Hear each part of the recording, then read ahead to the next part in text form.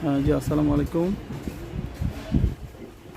আজকে আমরা কথা বলবো গ্যাস্ট্রিক আলসার অথবা পেপটিক আলসার অথবা অ্যাসিডিটির সমস্যা নিয়ে। আজকে আমরা একটা সিরাপ নিয়ে কথা বলবো, যেটা হলো গ্যাভিসাল সিরাপ।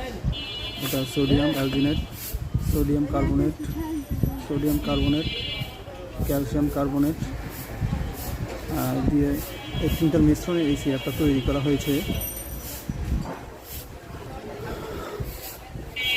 যেসব বাইরের সকল প্রকার গ্যাসের সমস্যা, গলায় জ্বালা পোড়া করা, বুকে জ্বালা পোড়া করা, পেট জ্বালা পোড়া করা, পেট ব্যথা করা, এই সকল সমস্যার জন্য এই গ্যাভিসাল সিরাপটা খুবই কার্যকর।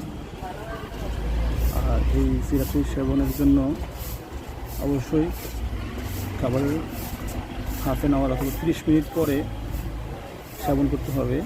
আর এটা খাওয়ার মাত্রা হলো 2 থেকে 3 চামচ করে দৈনিক 3 থেকে 4 বার।